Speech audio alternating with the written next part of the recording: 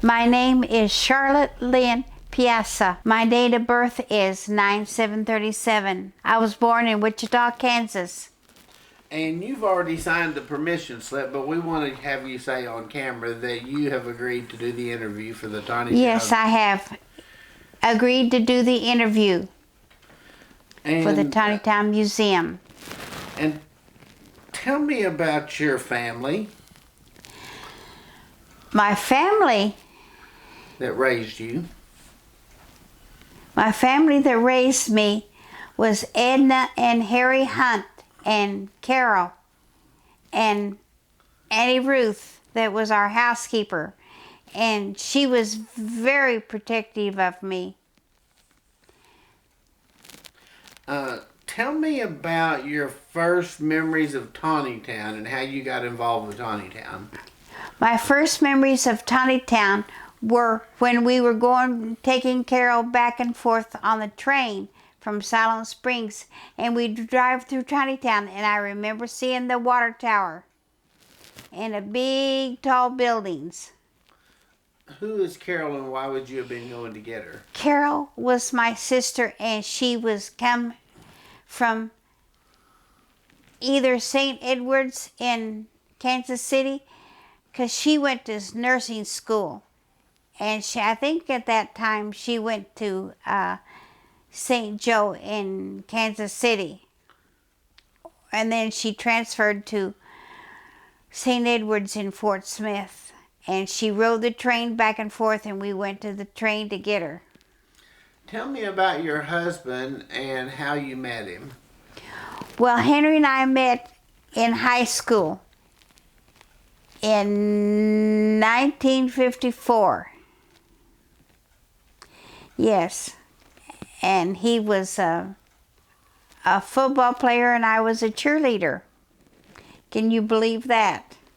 And what schools did you both go to? Both of us went to Springdale High School. And I also, previously, I went to Zion School, and it was a little school out in the country that I walked to and from my little schoolhouse, from my home there on Zion Road. What was Tontitown like when you first came through? What do you remember about it? Well, I remember the smells. And they were of the pasta making and the good food cooking.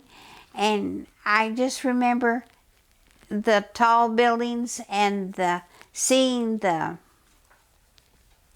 water tower there in the distance. And the water tower isn't there anymore. What businesses do you remember in Tontitown? The first ones when you... Well, let me ask this. When did you first move to Tontitown? I first moved to Tontitown in 1958. I think in 1958, when Henry and I got married and we moved into our house, our present house. And tell me what the town was like then. What do you remember when you first moved here? What all stores were here and where would you shop? Well, I shopped at the Mercantile a lot. And there were other stores here. There were Claude Mersani's store, which was a good place to trade in the old-fashioned trading way.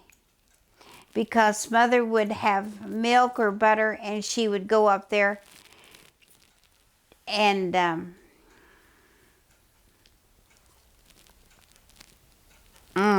You were talking about trading. Your mother would old-fashioned trading. Yes, she would old-fashioned trade.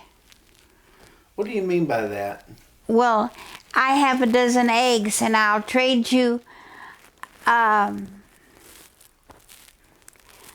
and sugar for eggs. And that's the way she traded. And I mean Henry's mother, not my mother. My mother was gone by then. Any other stores you remember when you first came here? I remember the Baldino's store, Baldino's store, and in one side of it was a gathering place for the youth. It was a gathering place for the youth in the downsides of Baldino's store. And upstairs was a residence of Max Taldo. And I remember then.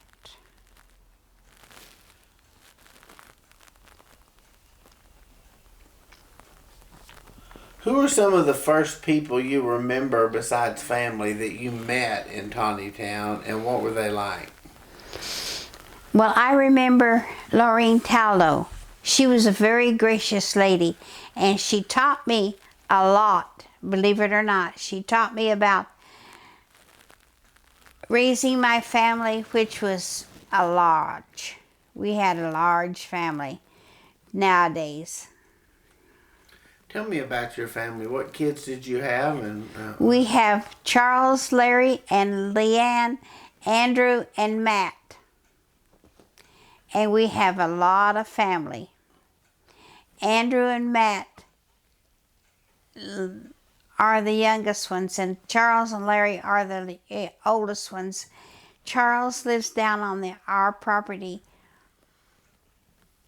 966 Piazza Road. And Andrew lives in West Fork. He is a nurse right now. He hasn't always been a nurse, but he's went to school and became a nurse. Andrew did. Matt works for M&M Tile, and Leanne comes out here every day to feed her horses. She will one of these days live across the road. I hope. Who are some of the other people you remember meeting? You said the one lady helped you teach you how to raise your kids. What other people did you meet, and how did you befriend them? Her name was Barriola, Mrs. Barriola. She came to my house and helped me make cheese. And it was good. It was good cheese. I don't remember her first name. I've tried to remember it, but I'm sorry I don't remember. Talk to me about the church you attended here. What was the church you went to, and what was it like? Well, I wasn't raised a Catholic, so I became a Catholic in 1964. In 1964, I became a Catholic convert. And the ladies that helped me, Mrs. Artemini, I wanted to tell you. You were talking about some of the ladies in the community had kind of reached out and befriended you and Yes. got you to join the church. And tell me more about that. Well, that was Laureen Taldo. And I wasn't really sure if I wanted to be a Catholic or not because I wasn't raised a Catholic. But I thought it was to be expected of me because my sister-in-laws had become a Catholic, and I thought I should too. And my daughter was born on my confirmation day. What was it like being one of the few non-Catholics, non-Italians in Tontitown? I tell you, it was tough. It was tough because they didn't accept you. They didn't accept you. It's good. What do you mean they didn't accept you if you weren't? Remember, we're going to take out the questions. The questions was, So, what was it like to grow up or to live in a town where most of them were Italians and Catholics and you weren't? it was tough. I mean, you weren't accepted. You weren't asked to the dances or a great festival. And it was first great festival I ever did was, I think I served coffee, tea, and water. even though I'd go help make spaghetti in the basement and of the old school, they still, no, they didn't recognize you. And it wasn't until I got the museum going and I talked to the older ladies that I felt like I belonged. And that's the truth. Mrs. Stoffy was very good. Mrs. Norina Stoffy, she's long past, but she was a good person to go to about different things about the museum and the history of Tontitown. Yes, she was. Mrs. Norina Stoffy. Tell me how you got the idea to do it and then what you did to accomplish it. So start from the beginning, kind of walk me through it. I got the idea because... I got the idea of a museum because in Kansas there were lots of museums. Little towns had museums, and that's how I got the idea. I said, Henry, why don't we go? Henry is my husband that helped me with the museum. I said, why don't we have a museum here in Tontitown? And he said, because the history was getting lost and the artifacts were getting lost, or they were not ready available. And so we got to asking around. So you had success getting this museum started and they really accepted it? Yes. Tell me more about that. Well, I had help getting the pictures because Claudine Franco, she knew these people, old timers, and she went to them and got some of the photographs. And one thing that I noticed when I got the museum, that when the people would come in, they would see their families that they had never seen before, and that was really touching. A lady by the name of Florence Panteon. She had never seen her grandparents before, and there was that picture on the wall there of her grandparents, and she was so amazed. And that kind of thing really got the interest going again. And I went around and I asked these older ladies if they would sit at the museum on Wednesday, Thursday, or Friday. And they said Wednesday was good. So that's how the museum got started. We were open on Wednesday during the week and on Saturday and Sunday. And I took Saturday and Sunday, but there was... Tell me about the location. What was that before and why did you pick that site? Well, that site was at the Bastinelli house, and they were going to tear it down or move it away, and Henry went to the city, my husband Henry went to the city council and said, we need to do something with that building. And so they got the museum going, and in 18 months they had enough interest to get the museum going. And we put new floors in there and made the religious room, and the museum was dedicated in 1996. Tell me about the project, if you know about it, the project to make the book for the 75th, or for the, not 75th, the book that was made. You mean the Shadows Over Sunnyside, or the book that was Susan Young did? Susan Young's book, I'm sorry, where they did the interviews. The Memories I Can't Let Go Of? Yeah. That was the book that was started after, and it was a good book. Susan Young was very supportive of Tontitown Museum, and she liked it. Well, in fact, we made her, Susan Young, an honorary member of the community because she was liked the community so much, and it is unusual. Our community is very unusual.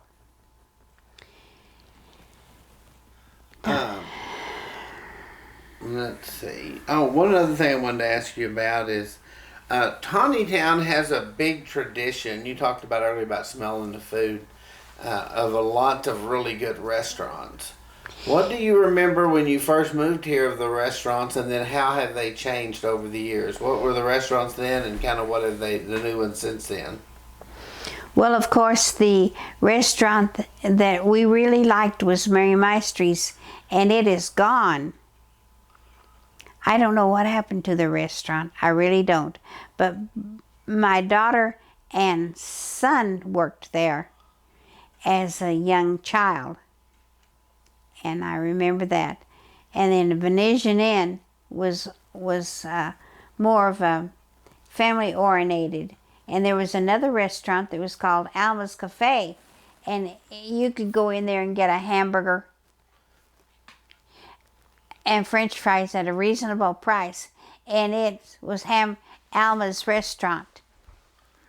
And it was run by Alma Hartman and her children, Pat and Eugenia. I don't think that the other ones were. But Mama Z's came along later, and Mama Z's got started in a different location. Okay, good. What do you remember? You mentioned earlier some of the stuff about the Grape Festival. What was that like, and how big a deal was that? And tell me about, did you go to the Grape Festival? The Grape Festival was a big deal. It was a moneymaker for our church and our community. Because if you do something for the church, it'll help the community. And yes, it was a big deal because it helped our community and the church. You said at some point you helped. What all did you do over the years to help, and what did you do to just go and enjoy it? Well, I didn't enjoy it until later on when somebody could watch our children. When our children got big enough to work in the Grape Festival, well, they came along with us. But sometimes they were young and they couldn't go with us, and Henry would work one night and I would work another night. Volunteer. What was it like when you first came to town, and then how has it changed over the years?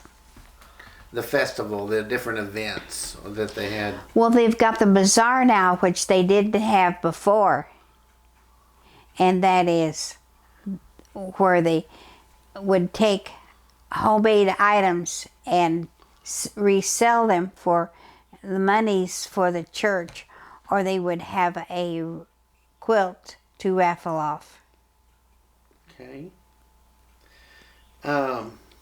Do you remember any local traditions or anything people used to do in Tontitown every year? Some of the people we've interviewed have talked about Halloween. It seemed like it was a big deal. People would dress up and... Yes, I've heard about that. Well, did you ever experience it? No, I never experienced it, but Henry did, my husband. Yes, he did. Yes, he was a good prankster, but I don't remember because I wasn't around then. What have you talked earlier about the museum. What all have you learned about the history of Tontitown since you got involved with that? I know it's maybe too much to tell all of, but what are some of the main things that you remember? Some of the main things I remember was for the museum. I remember the streets. They were muddy and full of ruts. And my father-in-law was helped with the streets because he did that in his early career. I learned that there was a train that went through Tontitown, and it went down to Johnson Switch, which is south of here. And the railroad came from Cave Springs. What else do I remember of Tontitown? Well, the railroad really was. And there was a house. It's not there anymore.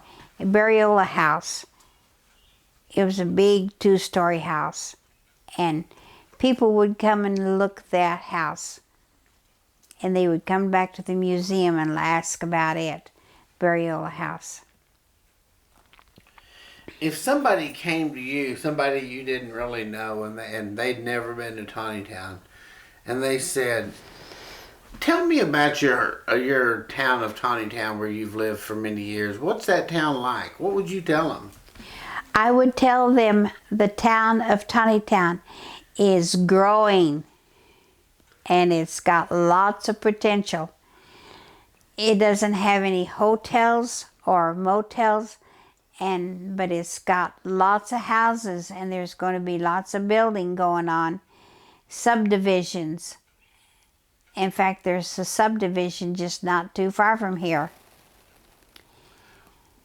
How has the town changed since you came here? When you came here, what was it like, and then what's it like now? It was very rural when I first came here, and now it has gotten a lot larger. There's flea markets on every corner. Flea markets.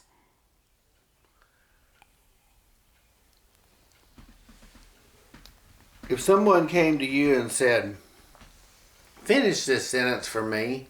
My favorite thing about Tontitown is..." My favorite thing about Tontitown is the statue in front of the City Hall and the museum. The museum has a beaucoup of history about Tontitown. It would have anything in there you would want to know. Maybe it's not documented, but it's there. You just have to look for it. If someone said, "Tell me about what your husband did with the statue," how would you explain that story? What did he do and how did he do it? He got the community involved in it. He did, because all of the citizens gave monies to have that statue erected there on the front of the City Hall. In fact, the priest, Father Bendini, Father Joseph Carenti, was involved in it, and Father Carenti, just a minute, I'll have to think about it. Father Carenti helped us get that museum going, got the statue going. He suggested about putting a tarp over the statue so it can be unveiled at one time. And so my grandson had a parachute, and so he put the parachute over Antonio, the statue, and then it was unveiled on August the 11th, 1995, our 100th anniversary of our town. Nice. Anything else that you want to say that I haven't thought to ask you about? The pavilions up in Tontitown, the park, Henry helped put the pavilions up, and they're named after him. The streets are named Piazza because of he was on the city council when the streets were named. And so he thought, well, it would be a good thing to have the streets named after the old timers. And you know, he's an old timer now. So they were named after the old timers. The city council did.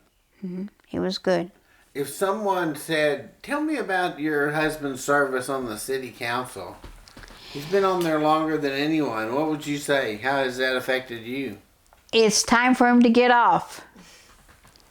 I didn't want him to run the last 4 times. I didn't. The lady isn't here anymore, but she was the treasurer at the time. And Francis Franco, she said, why do you have Henry run again? And I don't want him to run. I don't want Henry to run. But he likes, it's not fun anymore for him. And it used to be fun for him. When his uncle was on there, it was Rosso. Richard Rosso was on there. And he was his uncle, and he liked it then. But it's not fun for him anymore. Tell me about Frances. What was she like? What did she do for the city? Well, she was the water clerk, and she was a good person. She lived over there by the cemetery, and she was a good person. She helped with the museum, and Francis Franco helped the city, and she was, she was the mayor. Okay? She told Freddie what was happening.